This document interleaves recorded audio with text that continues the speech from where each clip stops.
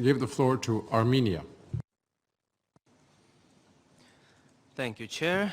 And as this is the first time the delegation of Armenia takes the floor, we take the opportunity to wish you and the Bureau most of success during the session of the committee. Armenia is of the view that the advancement of women is key in tackling the world's global challenges across all pillars of the UN.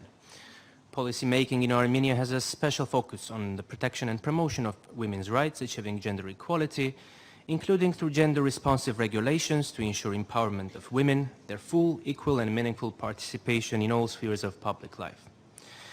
More than a third of MPs in the Armenian parliament are women. It is a major milestone towards empowerment of women in the political sphere.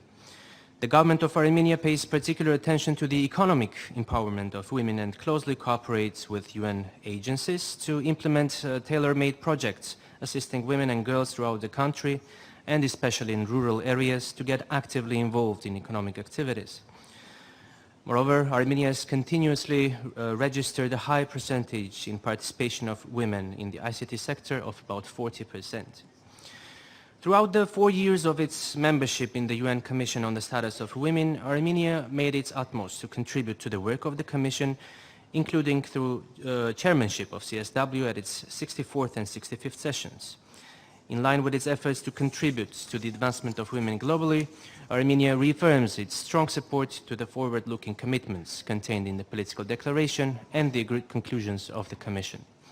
Similarly, Armenia prioritizes the advancement of WPS agenda, both globally and nationally.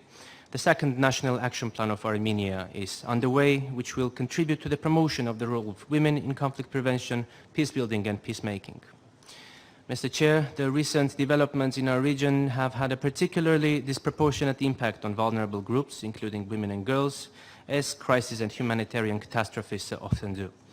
On 19 September, Azerbaijan launched an all-out attack against the civilian population of Nagorno-Karabakh.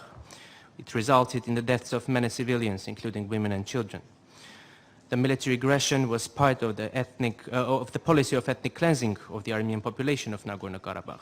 Within days of Azerbaijan's military aggression, more than 100,000 persons were forcibly displaced and took refuge in Armenia. The vast majority of the displaced are women, children and elderly. The displacement of the Armenian population of Nagorno-Karabakh creates new and unforeseen humanitarian challenges that will impact the efforts of advancing and empowering women in Armenia. The newly arrived displaced persons must be provided with livelihoods, including accommodation, employment, social, health and educational services, and that is the top priority of the government. Prior to the attack, the indigenous Armenian people of Nagorno-Karabakh faced a medieval siege for 10 months, living under conditions of malnutrition, lack of medicine, electricity, and natural gas. And for months, Armenia called for a safe and unhindered humanitarian access of UN agencies for comprehensive assessment of the needs of the population, including women and children who are most vulnerable in conflict settings.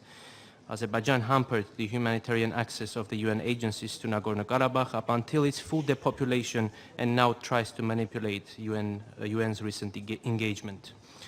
Mr. Chair, Armenia calls for a more substantial and proactive UN engagement in any situation where the rights and security of women and of all other vulnerable groups are at risk, so that the international community would be able to save lives and not mourn the victims of atrocity crimes when it's already too late. I thank you.